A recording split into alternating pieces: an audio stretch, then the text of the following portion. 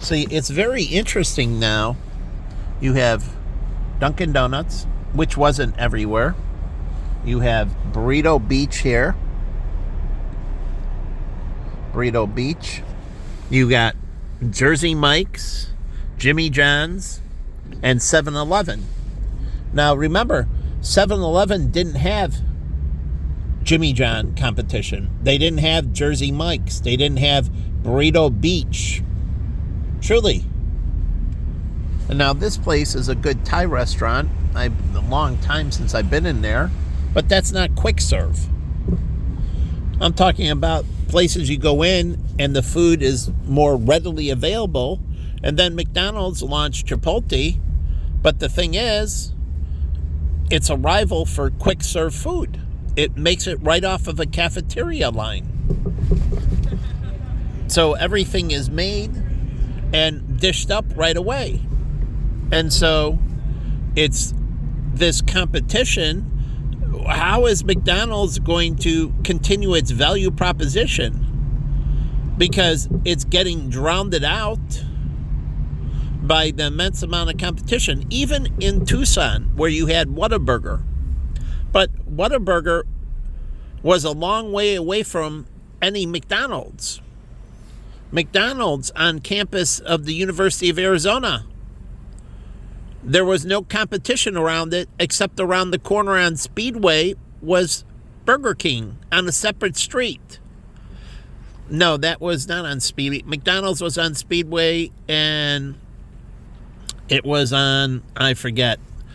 But they were apart on different streets. You couldn't see them. So, and they're several blocks apart, and people didn't take the same path. So if you're walking between the fraternity house, McDonald's was convenient. If you were leaving campus through the main entrance and entering it, the Burger King was convenient. They were in different places.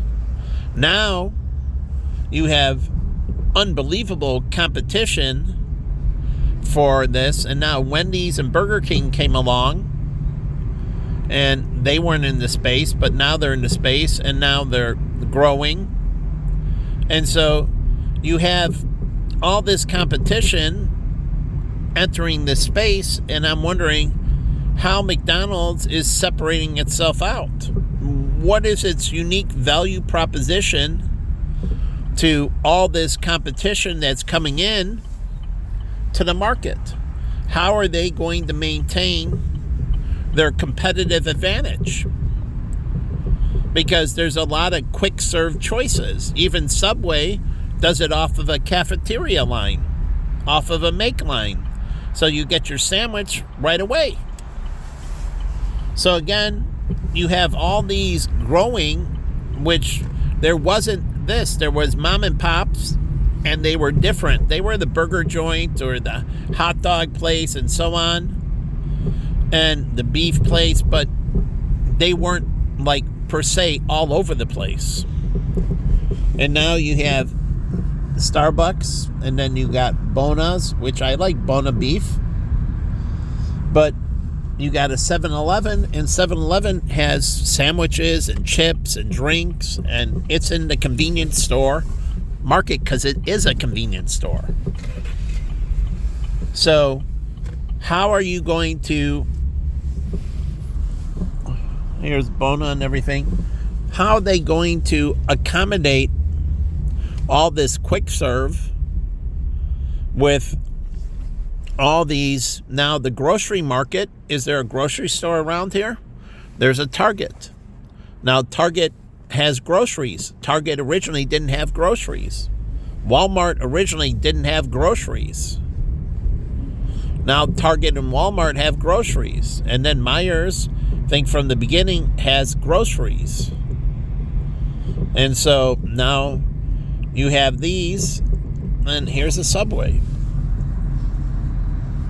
So you have all these choices coming online, and somebody's going to take a hit, right? Because there's a lot of supply and a lot of choices. So some franchises aren't willing to grow that big. And so everybody wants to open up these little coffee shops and that. Okay. Well, that also competes with Starbucks. To a point, it's not a competition.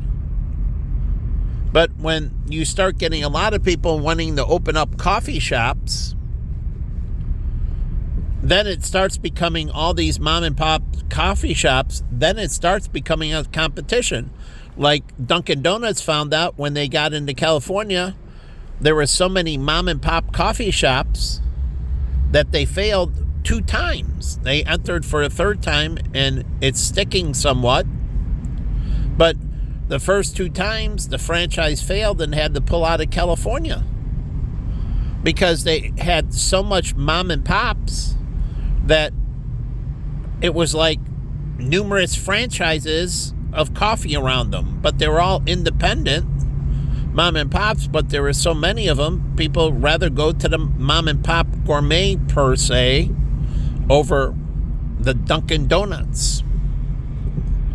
And so Starbucks had its niche because it was more considered yuppie or white collar and more upper class. And so it had this premium brand feel, Starbucks. And that's what I don't understand. I go in, now they have the employees with the earrings and so on and so forth. Now Whole Foods has a granola feel to it, and that's the granola image, right? The Whole Foods and the granola.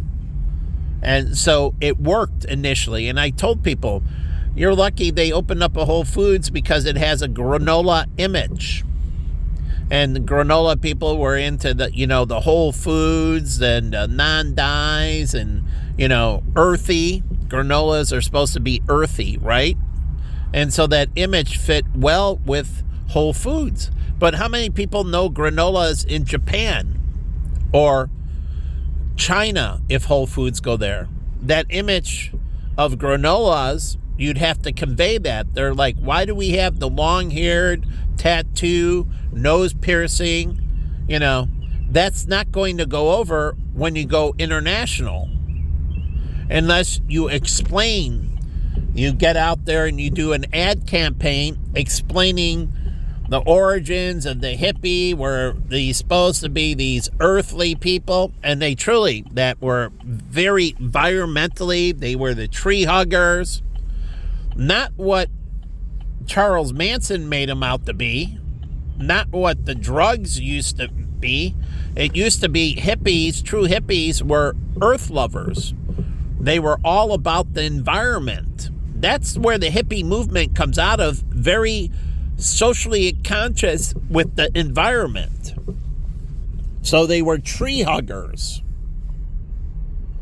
And so that's what they loved, being tree huggers, being earthly. And so there's a girl at Whole Foods who was a hippie, but me and her were great friends because she was actually truly just a very earthly girl, and I could ask her about nutrients, and we could talk about this plant or that plant and growing and processing and so on. And me and her made great friends, and before she left, this is before 2016, she left in 15, I think, somewhere.